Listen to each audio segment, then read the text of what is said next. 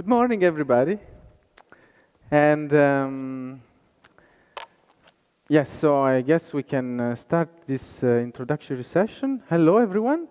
Here we are. And yeah, of course, I would like to welcome all of you to this 3 days of conference. So I'm really grateful for you to be there. It was a very, very strenuous effort from our team. And it finally concretized, and I'm very happy for that. As someone else said before me, I don't know half of you half as well as I would like, and I can appreciate less than half of you half as well as you deserve. So this was Bilbo Baggins during his birthday.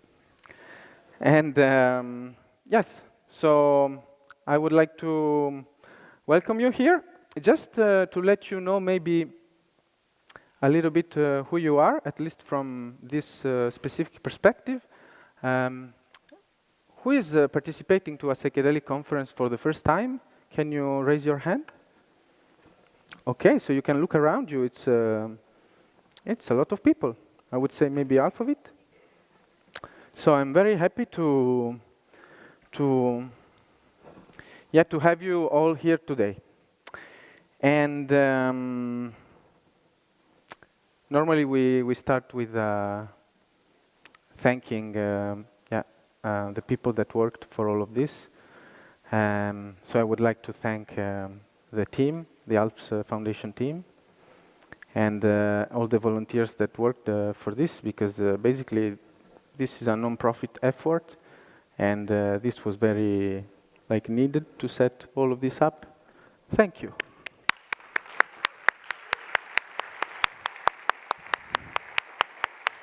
Thank you. I would also like to thank the Bâtiment des Forces Motrices staff and organizational team. It was very, very useful and really very cool to work with them. We had a lot of exchange. They really got into account all of our requests to manage things. And so thank you to all of them as well. And the last thank you, last formal thank you I would like to make is to the Geneva state, which basically owns this building, and they provided us with 72 bottles of wine to greet us during our apéro tonight. So as you can see, any given culture has its own use for ritualistic use of psychoactive substances. And here in Switzerland, of course, vineyards are what we like. So thank you for that.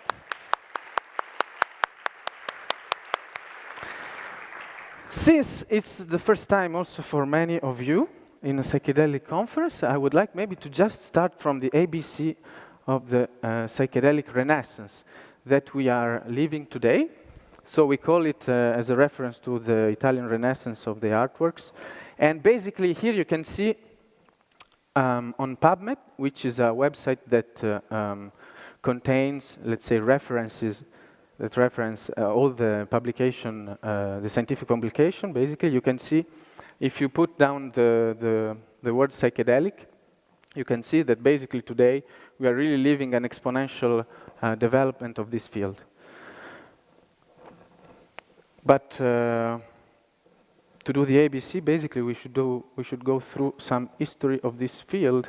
And since we are in Switzerland, I would like to start with the discovery of LSD. So here you see Albert Hofmann, and I guess many of you know him, but anyways, he was a chemist working at Sandoz pharmaceutical company in Basel, Switzerland, and the 19th of April 1943, you can see him here in this blotter, in this postal stamp, basically riding his bike home after having ingested 250 micrograms of LSD. 250 micrograms of LSD is a very high dose, so know about that. And basically, He came home, he realized he was under very intense psychoactive effects. He panicked a little bit, so his family doctor came, checked his own pressure and vital signals, everything was fine, to which Albert calmed a little bit, and then he could experience also the other effects of LSD.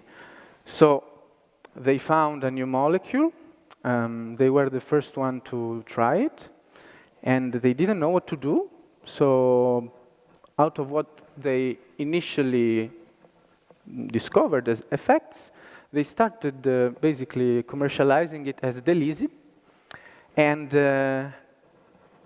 as the first use, LSD had this potential to basically mimic schizophrenic states.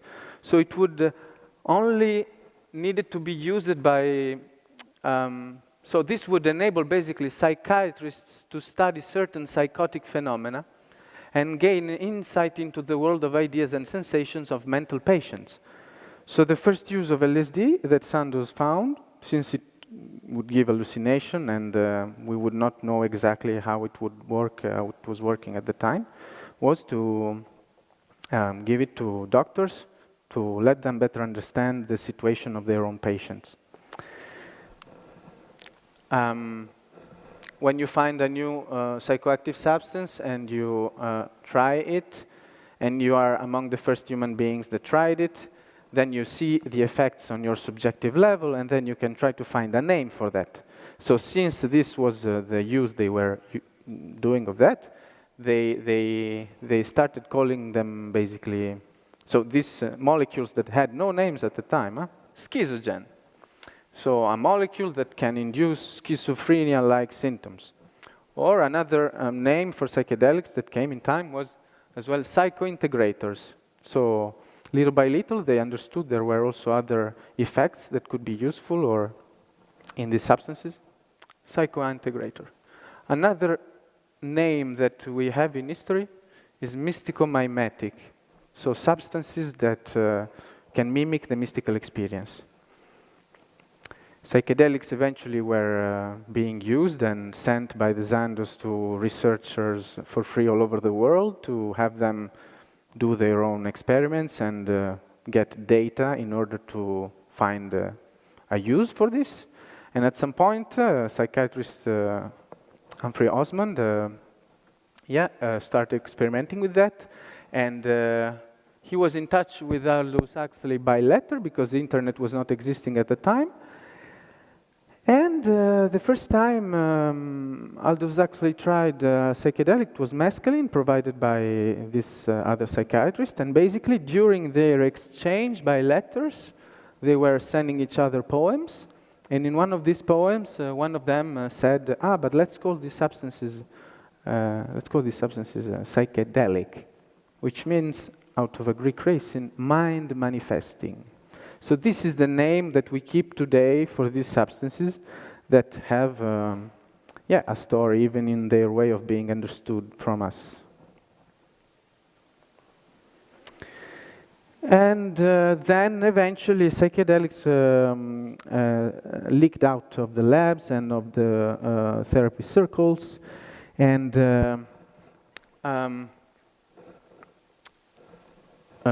so that was in reference for the EPs.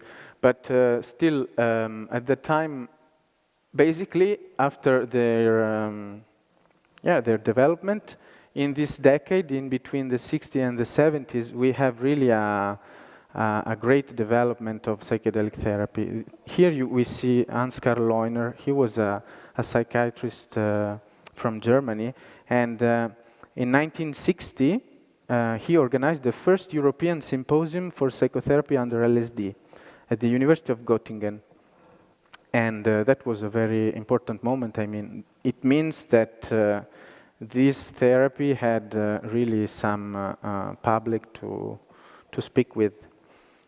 And they also founded a European Medical Society for Psycholytic Therapy during that decade.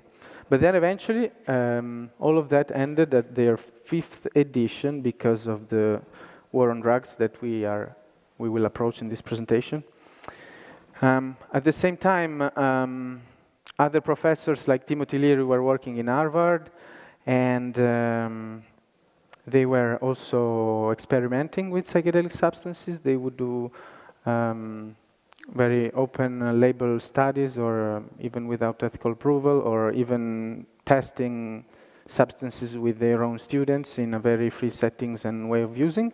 So basically, that went a little bit wrong, and Timothy Leary was fired from Harvard University. His motto was turn on, turn in, drop out, which means turn on, take the substance, turn in, connect yourself to universal consciousness, and drop out, meaning live away the society that is conditioning you, that is telling you what to do, and it's limiting your way of expression.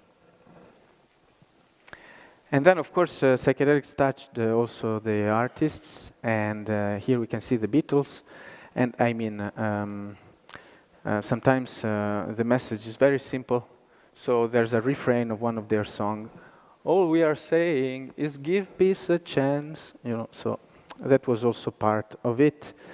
And amongst all of this turmoil of use of psychedelics in society, the war on drugs came because, of course, the conservative government of that time, represented here in this picture by Richard Nixon, wanted to have a pretext to fight against minorities and people not willing to conform to the norms.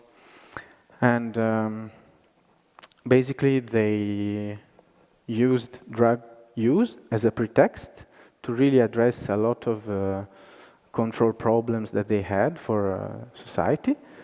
And in 1970, Controlled Substance Act was issued, an act, so a law from Drug Enforcement Administration that put psychedelics in Schedule 1, meaning like a classification that is considered like the most dangerous one. So substances in Schedule 1, they are very dangerous for the human mind and body, and they have no therapeutical value. So this was in fact not right even at that time. A consultative commission of the Drug Enforcement Administration in fact issued a report that in fact it was not true, that they didn't have any therapeutical value, psychedelics, at the time. And they wanted at least to keep that use. But it was a consultative commission, so their opinion didn't get to be considered. So this is the ABC of the psychedelic renaissance. We cannot go a little bit like more in details than this. If you want, you can go search for this book that also marks the psychedelic renaissance, How to Change Your Mind, from Michael Pollan. Basically, he's telling you the story that I told you in 3 slides in 500 pages with way more details, and it's very, very a good starting point, I think. It's also translated in French, and in French it's translated like Voyage au confins de l'esprit. So if he had to do a retranslation from the French to the English, we would have like something like Trip at the Border of the Spirit. So this is just to tell that basically it's important to do the retranslation for things, and this is something we really look forward to when we do science and we validate questionnaires, for example. But you know, it was very difficult to, I guess, express this idea that is very, very beautifully put in that title. I mean, how to change your mind, which means at the same time how to change your cognition, but also how to change your opinion on psychedelics.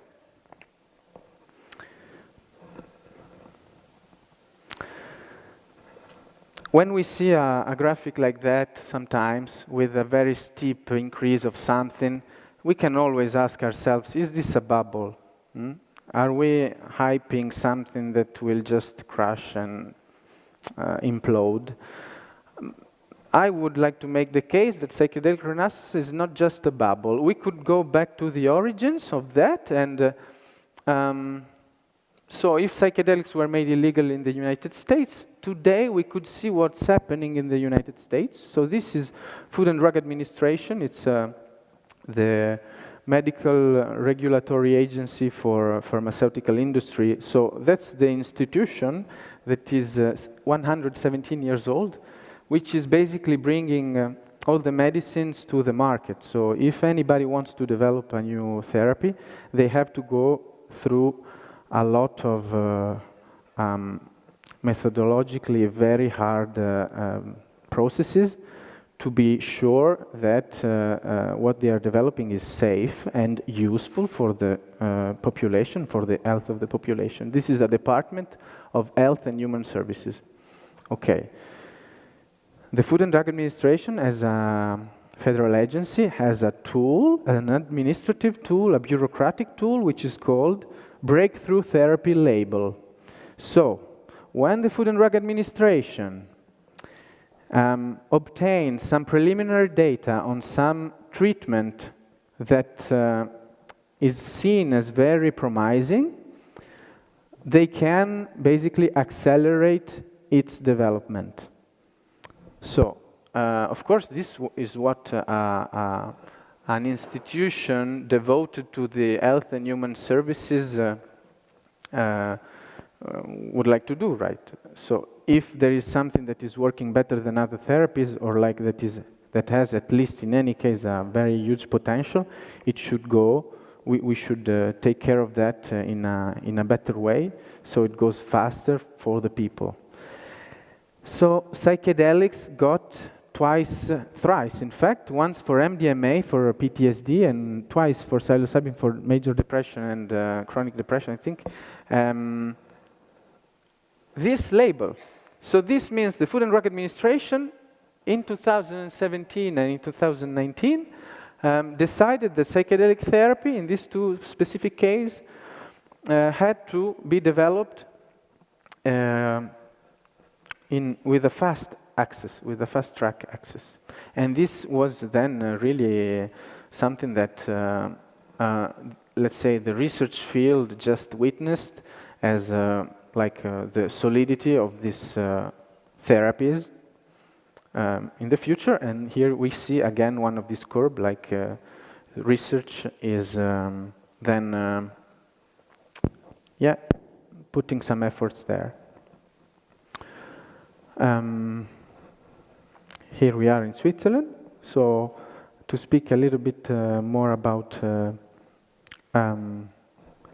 the renaissance that is happening in here, basically you see already that Switzerland has a place in science, as out of the most cited papers, Switzerland is the second country that is listed. And this is because basically we have the chance to have some people working on psychedelic therapies since a long time. So this is the ZEPT Association. It's a professional association for psychedelic therapists. Schweizerische Ärztegesellschaft für psycholytische Therapie. And it was founded in 1985. And basically, they started already at the time to be interested in that. It was founded thanks to a psychiatrist that was into psychedelic therapy and wanted to have some colleagues, to gather some colleagues to do that. So maybe some other speakers will be able to tell this story better than me, but basically what he did is that he sent letters to all his colleagues saying that he wanted to develop this therapy. And a couple of them, some of them joined the first meeting of the future SEPT. MAPS is also part of this renaissance, also in Switzerland, since they are the Multidisciplinary Association for Psychedelic Studies, and they were founded in 1986. These two associations, these two professional organizations, were at the basis of the Renaissance, I would say, at least in Switzerland, but also globally, because basically they did real research in this in the years. And when you see here, like the result of an MDMA for chronic PTSD study published in 2012, you would need to know that the work to make this possible started maybe 20 years before the publication date. So basically they were there at the time, and together they put efforts in doing this. Today in Switzerland, psychedelic therapy is regulated from the the Federal Office of Public Health. And this is a very specific way of doing it, because psychedelics are still illegal, so they are illegal substances, but physicians can ask for an exceptional medical use of these substances for specific patients, and they have to have treatment-resistant psychopathologies. They have to be, they have to have tried different kind of therapies before, psychotherapies and pharmacotherapies, and they have to be Swiss residents. This is super important and useful in many ways, and it's a real opportunity that this country is giving to their citizens. As pieces of the Renaissance today, we also have, after so these were two professional psychedelic associations founded in 2023. So it took almost 30 and plus years to pass from the Rochtigraben, right, from the German part to the French side, to pass this knowledge and the fact that we can do actually these therapies. But this is also, the beauty of this country, that is a 4 language countries, yes. So, we can fairly say today that psychedelic therapy will become legal again. It's not a question of if it will become legal, but of when it will become legal. Because we have now the final data of the phase 3 study of MAPS for MDMA for PTSD.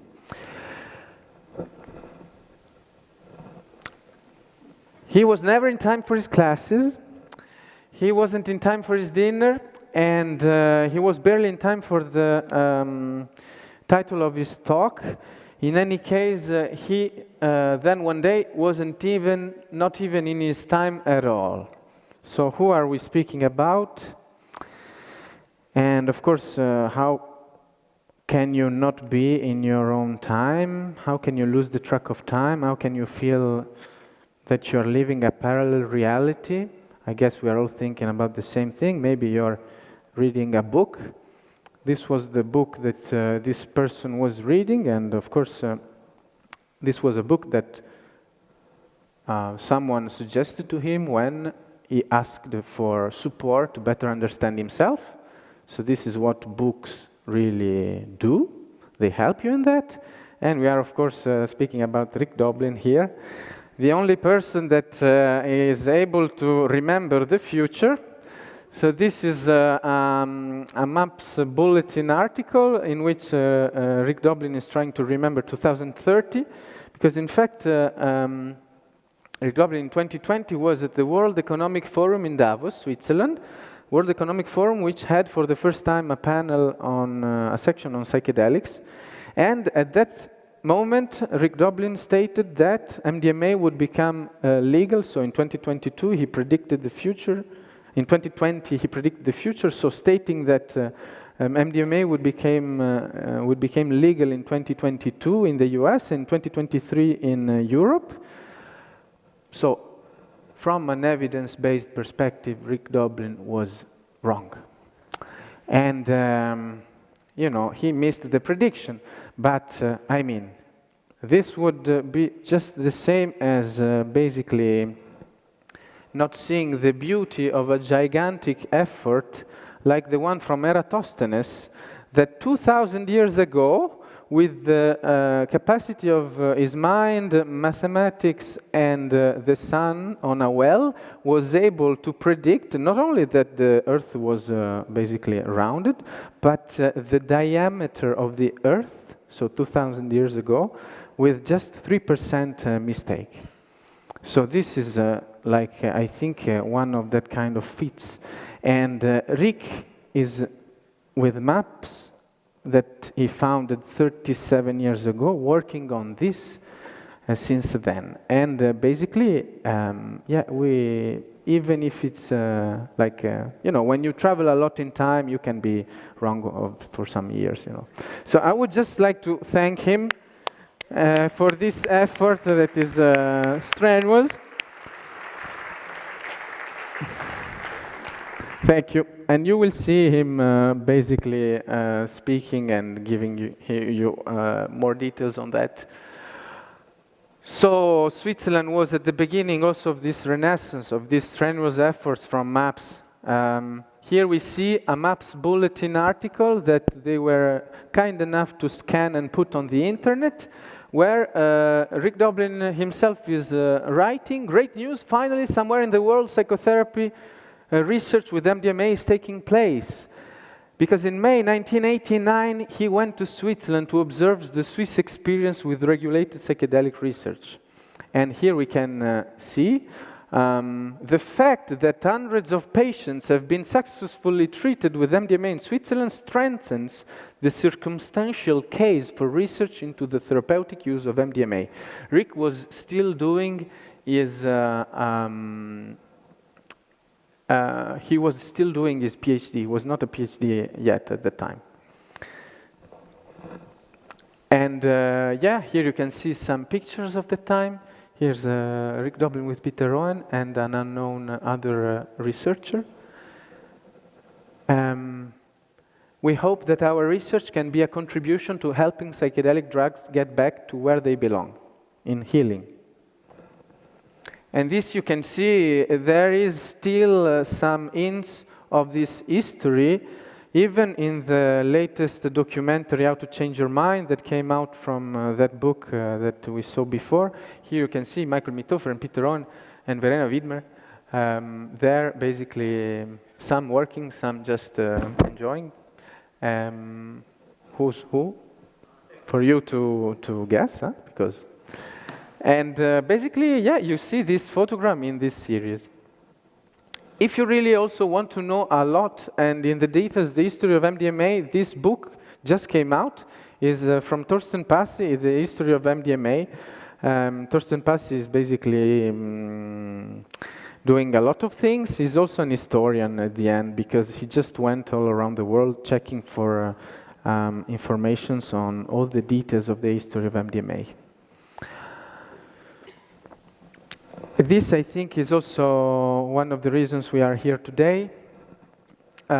We read this article at some point, so you want to be a psychedelic researcher, and this article that we read basically was giving us some inspiration, because it was written that you could do a lot of things to be a psychedelic researcher. One of these things would be to create a student association, which we made, because at the same time we were reading also another book from Huxley, which is called The Island. This book narrates an utopian society where they use actually psychedelics for therapy. And that's where the idea came from. You could bring up psychedelics. Here we see the first neuroimaging, like one of the first neuroimaging of the effect of psilocybin in the brain. So it gets to connect in a different way the brain areas. Okay, this. Okay, but other people will tell you more about this. And basically, we tried to put these things together, and we found the first student association, basically reading an article on MAPS Bulletin that gave us the idea. Maybe the idea would have come anyways in another moment for other people, but this was inspiring for us. And I went to check, in fact, because at the point, basically, there was no Harvard association there. Today there is an Harvard Psychedelic Club, and lately the 16th of October, we knew that an Harvard, so the university where Timothy Leary was, and so really, imagine this is also a piece of this renaissance, right? That university that had this story is now putting 16 million to create an Harvard Center to psychedelic, to do psychedelic research. 16 October, 16 million, synchronicity? Maybe they then should have waited for the end of the month if that would work. But yeah,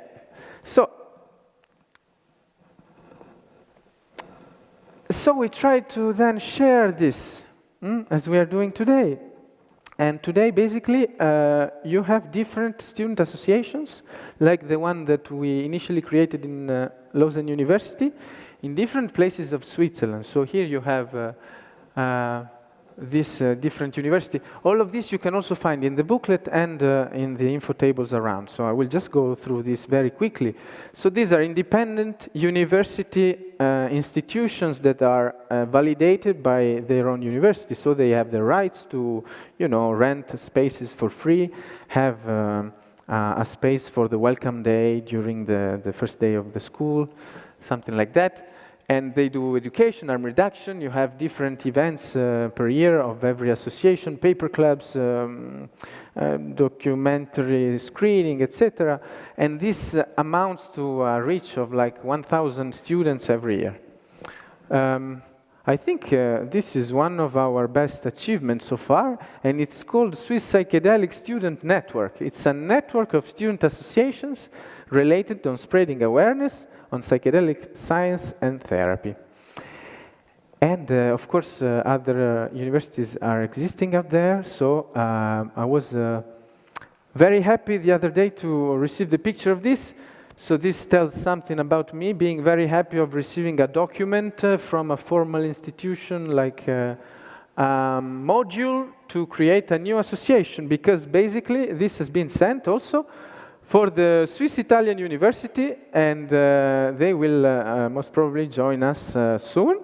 And their name for the moment is PATHOS, Psychedelic Association of Therapeutic Healing and Outreach Support.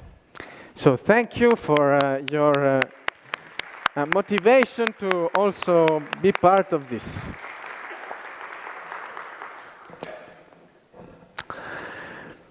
In the same article that inspired us for creating a student association, there was also this suggestion, in the meantime, attend a convention. And we went there in June at the Psychedelic Science convention created by MAPS in Denver. So I would like here to ask, so this was our stand there, and I would like to ask you really a research topic question here. Can attending a psychedelic conference increase your creativity? Maybe, but it doesn't make you, in the end, an artist. Like, we tried what we did to, like, you know, improve the setting, but you know, we are not artists.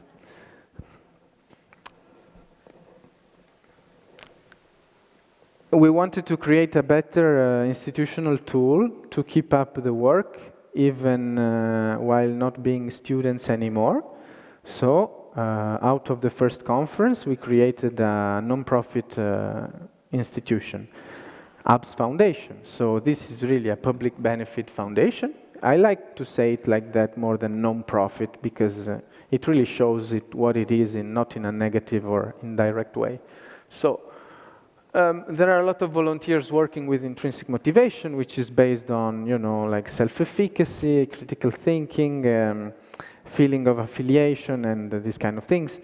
And it's based on open science and democratic approach. For example, we don't stream the conference, but we record all the talks that we put online for free.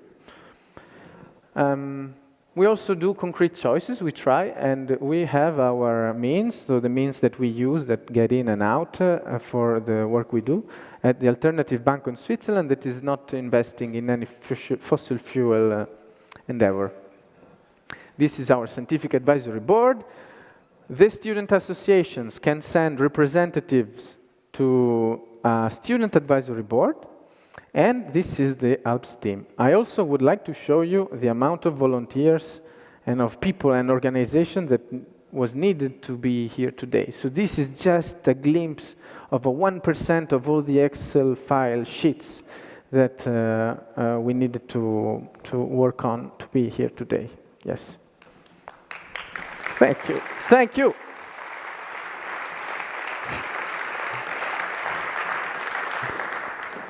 What do we do? In brief, in any case, you have all the information also online. We do a lot of education. We try to really spread the awareness.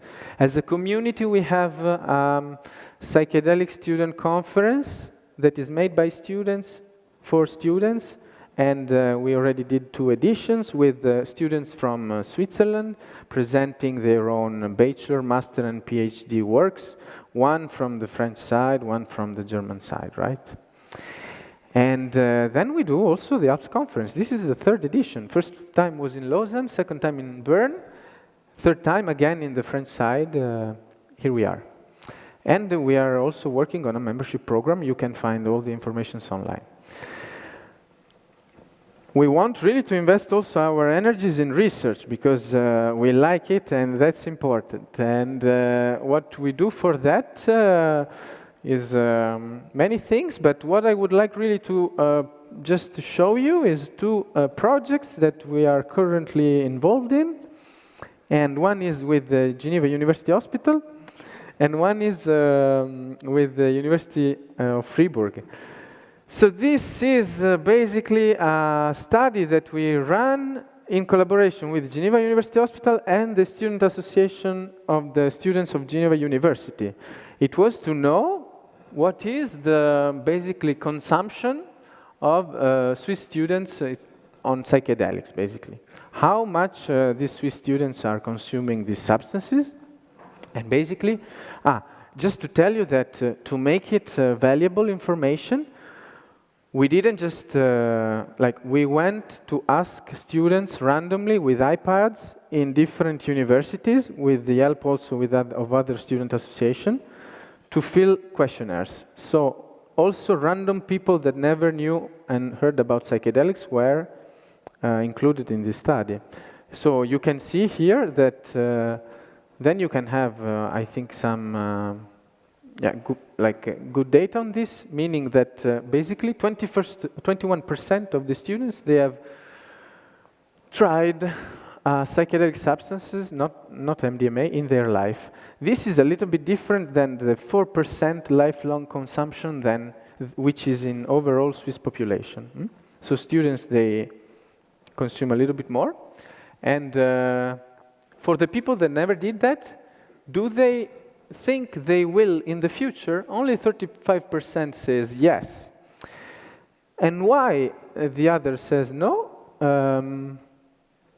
This is also interesting to see, but half of the people that don't plan to do psychedelics, they don't see the point. They don't see the point. Why should I do that? So, yes. This means that basically in this pool of people, there were people not really knowing anything about psychedelics, which is also what we would like to address with the student associations. But I need to, okay. Because we started also a little bit later, yes. We have a study that is running now. You can just enter in it and fill it in. You can see all the information also in the booklet. And this is the program very fast. You will have 2 panel discussion, lectures. Of course, we like to only have 1 track, so you all are on the same page and you all can discuss the same things together when you then meet around. And the novelties of this year are the research posters made by researchers from all over the place that came with their own work that you can admire in the hall. And an artwork posters made by us. I'll do this then very quickly. Can psychedelics save the world? Someone said yes.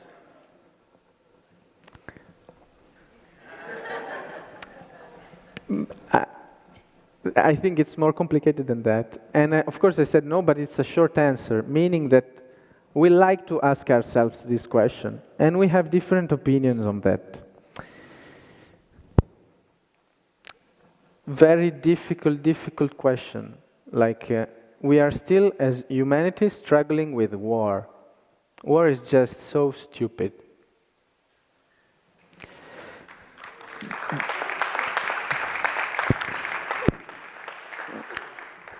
Gender rights. Oh, look, there are new series on psychedelics, so cool. It takes a psychedelic women researcher, Zoe Dubu, to do the math and see that in this series there are 44 men interviewed as experts and only 11 women.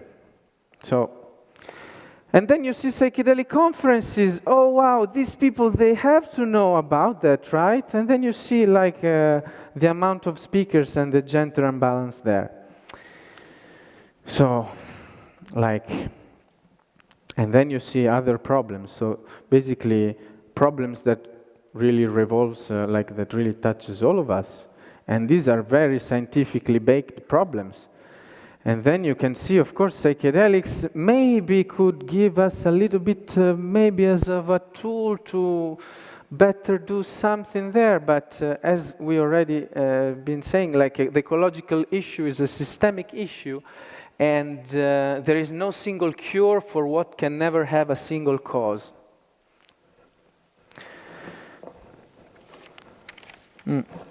So what about the ALPS Foundation in all of this? We are not a peacemaker organization. We are not a gender equality initiative. We are scoring very badly on that. And we are not an ecology support platform. But what we do is that we trust in two things, therapy and science. But just to show you, here basically you see the ALPS Foundation, right? And there are these two ideas, psychedelics and Switzerland. You see the psychedelics in the colors, you see Switzerland as the chart and the territory, but the real thing that really brings this together here is skiing, which is something that is really depicted in our logo as a slope coming down from a snowy mountain. Skiing is basically one of the things that we really like most to do in Switzerland, and it's part of our identity a little bit, right? And it's both important for Switzerland as for psychedelics, because in psychedelics we also use this metaphor, psychedelics being like a snowfall on a mountain with some slopes, a snowfall that basically brings a new uncharted territory in the brain, thanks to the neuroplastic effect, that then we can use to create new pathways, right? And so this idea was also embedded there. At some point we tried to really put everything together, but the results didn't really, it was not really appealing or to the height of the expectations. We are not artists, so we just forgot about it. Well, not totally, yeah. But this was really something that I wanted to show you, because basically something really psychedelic, like meaning mind manifesting for this country, happened in the past weeks. As in the press, we started seeing pictures like this of a bulldozer carving out a glacier. And why so? To create basically slopes for the ski champion, for the ski World Cup. And of course, like, we like to ski. There is not enough snow. Let's go where we can take some snow and bring it back where we need it. Because skiing is part of our culture. We want to teach it to our children. We really like the sport idea of being there and doing it together. But then people were not happy about this. But why? Because basically they also feel that a glacier is part of them, in a sense. They can identify with nature, but how so? Why? Because basically a glacier is just one of the expression of the systemic cycle of water on Earth. And I mean, that also has some value because it gets to give support to living beings on this planet, which we are all also part of. And so basically at some point, since we are in Switzerland, some laws were applied because there are laws that protect the environment, and so they stopped this carving of this glacier, and now we are still seeing what will happen. To think that we are all one is also a very rational and evidence-based way to think about ourselves. And these ideas were developed in this real concept of deep ecology, right? If we just understand that we are part of the same, we are all pieces of a big systemic ensemble of cycles, right? So, but as we said, we trust in science and psychotherapy, yeah? So, we trust in science as ALPS Foundation, and science, that exercise which tells you, like, I will not trust you until you prove me wrong in my distrust. Like, but I'm a great scientist. No, that's an authoritative argument. It's not even worth considering. But I've already published dozens of papers on this. But so you should know the rules. It's not for that we will publish you again. But I am using an open science approach, pre-registering my protocol, sharing my data using transport method and passing through 2 ethical commission. That seems fine. And that we can review. We can accept for reviewing, right? So this is trust in science, and the general principle is, I'll take still 2 minutes and then, I started too late. So I will go really fast for this. Think with your head, because we need really good ideas in these times. And if you want to check basically the source of your knowledge, that is really the meaning of critical thinking. So if you really want to check the source of your knowledge, that's why we do peer review thinking, right? We are way better in spotting the mistakes of the others than ours. This is how the mind works. So that's why we engineer this in science in the peer review process. And if you really want to check the source, but you know where to look for. We trust also in psychotherapy. Psychotherapy is an invention of humankind. With trial and errors, we developed different ways of doing it. So now we have different schools of psychotherapy. But are there common factors in psychotherapy? Yes. And what are the most important ones? But they revolve around trust. And as you can see, trust is also something that is touched upon psychedelics, because basically, thanks to psychedelics, you can reopen social reward learning critical period, for example. In any case, psychedelics, we could say, they also act on this trust mechanism between the therapist and the patient. In this sense, we could say psychedelics can induce altered state of trust. So please, let's use them in a very good way, not to create more sectarianism and trauma, but to create, basically healing out of the problem of attachment. Okay, I mean. And then we trust in education, integration, and action. This was Henri David Thoreau. You don't need to take psychedelics to have a real life-changing experience. He went living on the shore of the lake, not this lake, this lake.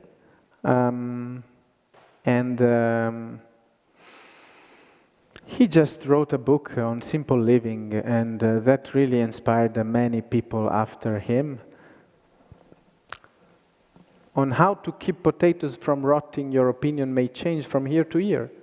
But on how to keep your soul from rotting, you have nothing to learn, but something to put into practice.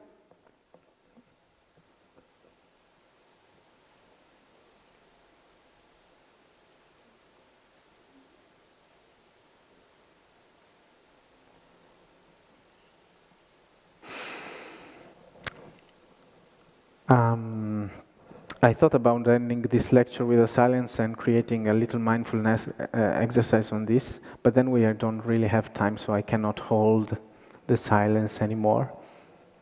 So that was it. And I just wanted then to tell you that maybe this is also part of our own spiritual bypassing, right? Are we sure that all the time that we go in searching for the most universal laws of things, we are not basically forgetting to do our own dishes? So I just wanted to then come back here and now, feet on the ground, and show you, in fact, what ALPS is really all about.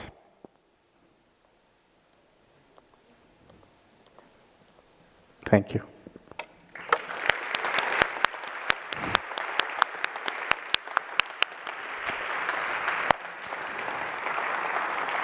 Thank you.